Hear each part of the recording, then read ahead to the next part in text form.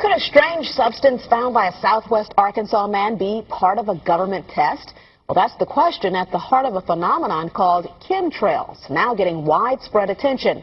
Well, tonight, KSLA News 12 investigation reporter Jeff Farrell shows us the results of testing we had done about what's in our skies. It seemed like some mornings it was just crisscrossing the whole sky. It was just like a giant checkerboard. Bill Nichols snapped several photos of the strange clouds from his home in Stamps, Arkansas. They begin as normal contrails from a jet engine, but do not fade away like a normal contrail. Soon after, he saw particles in the air. You know, because we'd see it drop to the ground in a haze. Nichols then noticed the material collecting on the ground. This is water and stuff that I collected in bowls. I had it set out in my backyard on my dad's pickup truck. KSLA News 12 had the sample tested at a lab. The results? A high level of barium, 6.8 parts per million, more than 3 times the toxic level set by the EPA. Armed with these lab results about the high levels of barium found in our sample, we decided to contact the Louisiana Department of Environmental Quality. They told us that yes, these levels are very unusual, but at the same time they added the caveat that proving the source is a whole nother matter. Barium is a hallmark of other chemtrail testing, which even attracted attention from a Los Angeles TV station. There's already no shortage of unclassified weather modification programs by the government. But those who fear chemtrails could be secret biological or chemical testing on the public point to the 1977 Senate hearings in particular, which confirmed 239 populated areas had been contaminated with biological agents between 1949 and 1969. Later, the 1994 Rockefeller Report concluded hundreds of thousands of military personnel were also subjected to secret biological experiments over the last 60 years. But could secret testing be underway yet again? I'd rather it be something inert and benign, you know, something that's, you know, not causing any damage, but I'd like to know what it is. KSLA News 12 discovered chemtrails are even mentioned by name in the initial draft of House Bill 2977 back in 2001 under the Space Preservation Act. But the military denies any such program exists. Jeff Farrell, KSLA News 12 reporting. And, you know, it turns out until 9 years ago, the government had the right under U.S. law to conduct secret testing on the American public under specific conditions. Only a public outcry repealed part of that law, with some exceptions. Now, Jeff's report mentioned high levels of barium linked to those alleged chemtrails. We wanted to find out exactly what effects barium has on the body. We spoke with Mark Ryan, the director of the Poison Control Center. Ryan tells KSLA News 12 that short-term exposure can lead to anything from stomach to chest pains. Long-term exposure causes blood pressure problems. Ryan addressed concerns by chemtrail researchers that barium could be meant to wear down a person's immune system. Anything that causes ill effects in the body long-term, chronically, is going to affect your ability because it's constantly working on the body. So from that aspect, yeah, that's a potential. Ryan says he's conducted research on his own about secret government testing on the public, but he's still a bit skeptical about the alleged chemtrails, at least at the moment, because the Poison Control Center has seen no calls about exposure to barium. To start the new month, claims tonight international vapour trails laid by international organisations could be filling central west skies with dangerous chemicals. Opponents of these mysterious chemtrails, which have been appearing over Dubbo and other central west centres, argue science is being perverted to change local weather patterns and keep Australia in drought. These weirdly shaped vapour trails above Dubbo make curious patterns, but concerns tonight it could signal a systematic poisoning of the skies above Western New South Wales. Jet planes often leave contrails, but these vapour trails aren't on any recognised flight paths, and they run closely parallel and cross over in gigantic X-shapes, forming giant grid patterns across the sky. And it's not just Dubbo, these are happening worldwide. There's a growing belief that chemtrails, as they're known, are part of a secret international strategy to inject fine particles into the upper atmosphere to reflect sunlight back into space and prevent global warming. This is a disgrace that our government is allowing the US to spray barium, aluminium and all sorts of toxic aerosol chemicals under the banner of repelling sunlight. Critics equate the program to the 1950s radioactivity experiments using human guinea pigs. They're also dismissing reports of a seasonal link between a spike in the number of the sky trails and the end of the first quarter of the year. The public deserve to know that these contrails have health implications, right? Let alone their disorganised weather patterns leading to less rainfall. Much like dead paddocks with dead biology won't attract rain like a living pasture will. And even though it's April Fool's Day, we can only hope this joke's not on us. Our next guest is the former Vice President of the United States. Please welcome Vice President Al Gore. And what are you... Well, first of all, let me ask you this question, because there's a rumor, I don't know if this is true or not, that some scientists are trying to figure out a way to block the sun to try to slow down global warming. Yeah, it's a measure of the feeling of desperation that some of them feel. Are they really thinking they could do that? Well, some of them are seriously proposing, and I think it's completely nuts. Yeah. You know, you put another kind of pollution, sulfur dioxide, up to orbit cover the atmosphere. The sky won't be really blue in the way it is now anymore, but it would block out some of the sun's heat so that we wouldn't have to take the difficult steps to stop spewing all this global warming pollution into the atmosphere. And of course, there are a lot of problems with what they're proposing. It turns out plants need sunlight. Yes. It wouldn't stop the acidification of the oceans, and it really should be yet another wake-up call for why we need to stop putting all this pollution up there.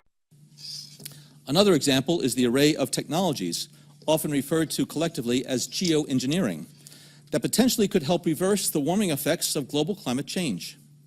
One that has gained my personal attention is stratospheric aerosol injection, or SAI, a method of seeding the stratosphere with particles that can help reflect the sun's heat in much the same way that volcanic eruptions do. An SAI program could limit global temperature increases, reducing some risks associated with higher temperatures and providing the world economy additional time to transition from fossil fuels. This process is also relatively inexpensive. The National Research Council estimates that a fully deployed SAI program would cost about $10 billion yearly. As promising as it may be, moving forward on SAI would also raise a number of challenges for our government and for the international community. On the technical side, greenhouse gas emission reductions would still have to accompany SAI to address other climate change effects, such as ocean acidification, because SAI alone would not remove greenhouse gases from the atmosphere. On the geopolitical side, the technology's potential to alter weather patterns and benefit certain regions of the world at the expense of other regions could trigger sharp opposition by some nations. Others might seize on SAI's benefits and back away from their commitment to carbon dioxide reductions. And as with other breakthrough technologies, global norms and standards are lacking to guide the deployment and implementation of SAI and other geoengineering initiatives. This is an article out of the Smithsonian. That is the National Science Museum and Research System of the federal government, the oldest scientific, continually funded organization in the federal government. Oh, and they're saying what we said 20 years ago. And I don't say that constantly to be neurotic and say how smart we are. It's just to verify, you know, like if you've got a scope on a gun and it's shooting bullseye at 200 yards, this scope is accurate. Or the scope's 5 feet off. You better fix it. You better reset it. You better sight it in.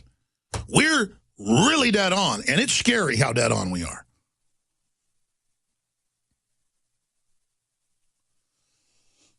There it is, the Smithsonian. Airplane contrails may be creating artificial geoengineering. Dissipating haze from plane exhaust. See, now they're not saying ice crystals. We always said it's the exhaust. Bingo! Alters how sunlight reaches the earth and may be unintentionally affecting our climate. No, I have the federal government's patents, and in 1992, there was a science prize won, a Nobel laureate, with a plan to add 3 compounds to jet fuel, kerosene basically, and have it aerosolized through the jet engine to create the nuclei particula to darken the Earth. And since 1993, when it went global in a secret Department of Energy program, the Earth has gone from 8% darker, 15% darker, 20, 25. The last NASA scan is the Earth is 31% darker. We are being terraformed. The details are secret. I don't know what they're doing. All I know is we've made films, we've documented it, we've had meteorologists on. There is planetary geoengineering going on. Or is it terraforming? There's a riddle in that. Because only aliens would want to do something like that to our planet. Then it would be terraforming if aliens were. And I'm not saying aliens are running this. I don't get into aliens. But so much of what our elite act like and what they do is like they're against the human species. But psychopaths always hate other humans, so they are kind of their own species. Like a lot of scientists believe their brain structure and other things, and some of their DNA is that psychos, maybe 1 out of 1,000, they are a different species. So it's an alien invasion. Anyway, you slice it. I said I'd cover that later. See how I just kind of jumped into it right now? This is big, though, because they always go, it's ice crystals, man. It's always happened. Oh, at 5,000 feet on hot days? No, it doesn't always just happen. And I kept wondering, how is it in all the major planes? But then foreign planes will come in sometimes from other countries right at the same level. You'll see them at 35,000 feet, and they're not shooting out trails. See, a real ice crystal trail goes away in about a minute. When they've got fuel mixed with this stuff, it stays up there for 20, 30 minutes, sometimes an hour, and then dissipates and then gets wider hazes. You can see rainbow colors in it. And we know what's in there: aluminum dioxide, barium salts, radioactive isotopes. And then now they've got national textbooks I've shown people here on air, and we've gone over it, for 7th graders saying, there is a Department of Energy program adding chemicals to jet fuel to put sunscreen up to stop global warming. So see, they're already teaching kids in public school nationwide, not every district, but it's all over the country, that this is going on for at least a decade. It's really been going on since the early 90s. But then to adults, they go, that's not happening. No one wants your guns. Obamacare's free. Raising the debt limit doesn't raise the debt, silly. And they play these games with us all day long. And all I know is there are hundreds of patents, many of them by the Department of Defense, on weather modification, on how to add the chemicals, to how to put it in with the jet fuel. And they've got Department of EPA waivers of the Department of Energy for the high-altitude aerosol testing campaign. And see, here's a little secret.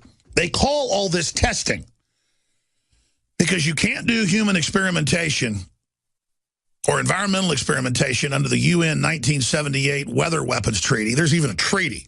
Just look up Weather Weapons Treaty and pull it up. It's at the UN's website.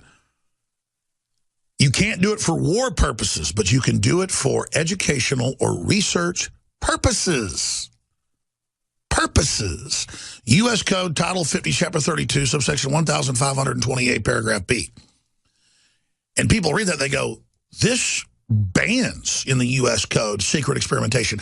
Yes, except for experimentation, research, or law enforcement. Experimentation for research or law enforcement. There's the Environmental Modification Convention, 1977, but it was ratified October 5th, 78. See, pretty good memory. And added in 2010 to the Biological Diversity Treaty. And I've had the father of weather weapons on. He was in World War II flying into hurricanes are in the Atlantic. He was in the Pacific. They were typhoons. He'd fly into 200-mile-an-hour storms in propeller planes. Ben Livingston, man, that guy's amazing. He flew thousands of missions over 4 or 5 years. He was in Vietnam, leading squadrons. He was already an old man. When I interviewed him, he was like 90-something, but in Vietnam, he was already old. leading squadrons in to flood the Ho Chi Minh Trail up to 10 feet of water. He could take a clear sky with a couple dozen planes and in hours turn it into just total just rain. Hi, Leanne McAdoo here with Infowars.com, and I'm joined by Dr. Group. You're here today to once again give us just some breaking news. But before you get to that, you know, we've gotten a lot of emails from concerned listeners asking about this mystery flu. And I feel like every single year there's a mystery flu that goes around, but I know Alex actually had a few family members succumb to one of these mystery flus a few years ago. And a lot of people have been writing in saying that they know people are in the hospital. So what's going on with that? Well, I wouldn't know exactly what's going on with it unless it happened to me, because I was with my family on spring break about 3 weeks ago up in Utah. And as soon as I got there, Salt Lake City, and then went to Deer Valley and Park City, all I saw in the sky was a bunch of chemtrails. So immediately I was concerned about that. And the third day I was there, my body is real sensitive to chemicals and real sensitive to anything in the air, the water, the food, because I've been pretty much vegan, vegetarian. I detoxify my body on a regular basis. So my wife even said something about it. She said, wow, look at all these chemtrails in the air, you know. And then I started noticing a bunch of people walking around coughing, respiratory, and they were even talking about the Park City flu. Everybody was talking about it. So on day 3, with me breathing the air, I was completely knocked out. I mean, I couldn't even move. I was in my bed, and I could feel that this was a man-made thing. Because, I mean, I really pay attention to my body, and I felt like I was being attacked by 3 different organisms at the same time. It's like, this is very strange, you know, and being involved with chemtrails and biological warfare research for years and years, I knew that this was a man-made thing, and I knew that it was being sprayed there, and I was wondering where else it was being sprayed. As I was down and out on day 3, I was drinking bottles of silver every day. I was taking about 100 drops of oregano. I was taking iodine. I was taking everything I could. Honestly, it was probably the worst sickness I've had that I can possibly remember. I mean, there was one point where I thought I was literally going to die. And I was actually thinking, I wonder if somebody poisoned me. I wonder if somebody did this to me on purpose. So I didn't have anything to do, so I started getting online. I started doing the research. I was like, what the heck is going on? What I found was it wasn't just in Utah and Colorado. I mean, I was looking at maps of chemtrail spraying, satellite maps. I was looking, you know, pulling up news articles about people dying mysteriously all across the nation. And I was piecing together all these things at the same time. And I realized that massive chemtrail spraying started about 4 weeks ago, right before everybody went on spring break. Why? You know, that's a perfect scenario to spread disease all over the country, because you have so many travelers going to all the cities, and then they're going back home and spreading it. Mm-hmm. And so what I found out was that they sprayed all along the West Coast, California. Then they went all across the top Canada, United States border. Then they went all the way down the East Coast, and then they went all the way across the South. And then they went straight across the middle of the United States. So as I was looking into this, I was saying, okay, well, what's going on? What could this be in the chemtrails? And looking at all of the different states all across the nation. And sure enough, you know, North Carolina's had 8 deaths. There's a chronic respiratory infection going on all across the United States, coughing, heart attacks that are happening. I started piecing it all back to a few different organisms that they've found and tested. An organization up in British Columbia in Canada tested and found 3 microorganisms, Pseudomonas, some mold, and another strange organism. And I'm linking that to all these problems that we're having, because ethylene dibromide they're finding in the chemtrails as well, and that is a banned pesticide that causes severe respiratory and immune system dysfunction. Also, I found that the organisms identified in the chemtrails actually cause endocarditis, swelling around the heart, as well as heart attacks. And I've got reports showing individuals that came down with this respiratory illness and died within 2 days. So what I want to do, Leanne, is just let everybody know and be aware that this is going on. We're right in the heart of this right now. If you have family members, if you have anybody that you know, you're going to start hearing more and more and more about this mystery flu, chemtrail flu that's going around, and that you really need to make sure you're breathing clean air in your house and make sure that you're stocked up on your iodine, your silver, because antibiotics will not work on this mysterious flu.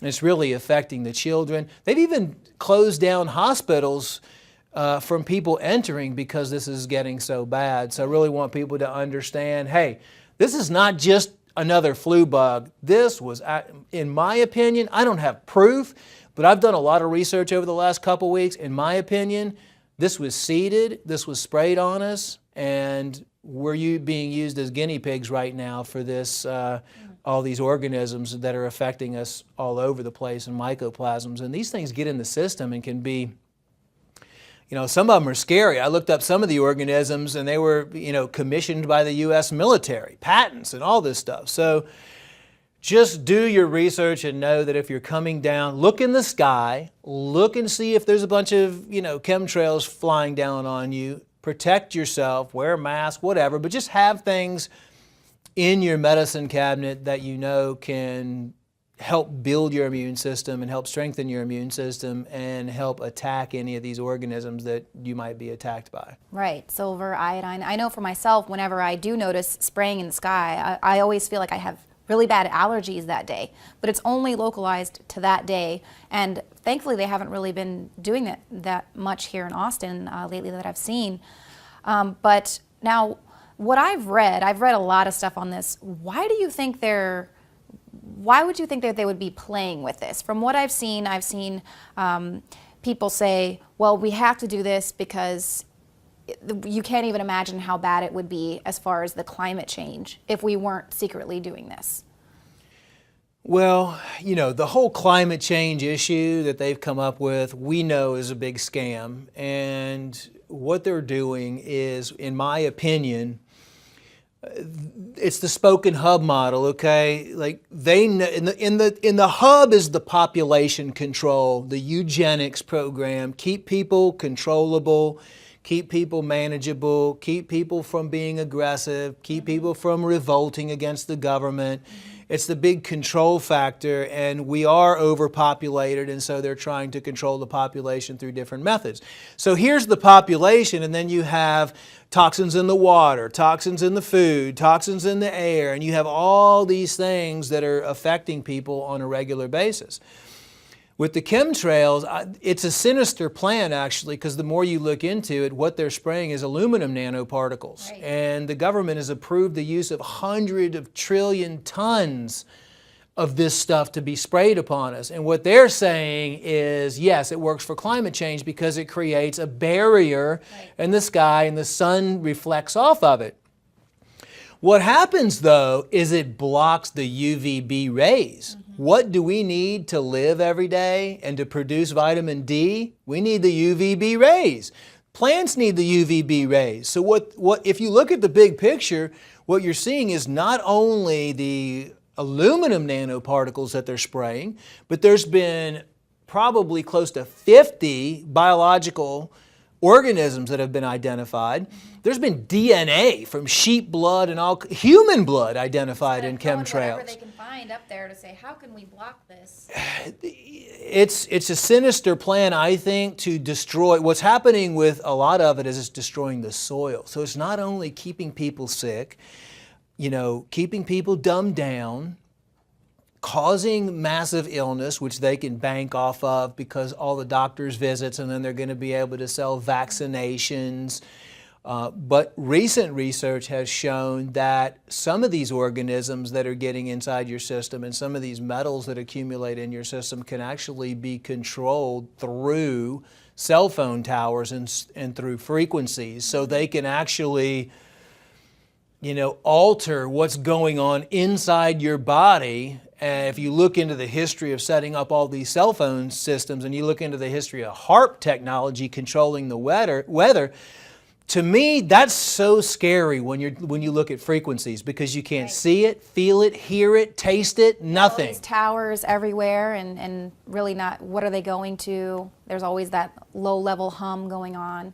So yeah, I've definitely done a lot of research into that as well. But now I've also, a lot of people, whenever we put out these videos, they say, well, why would they just willy-nilly spray? They're going to get affected by it too. It's not like you can control who's going to be breathing in the air or when those particles go down and it gets into the water.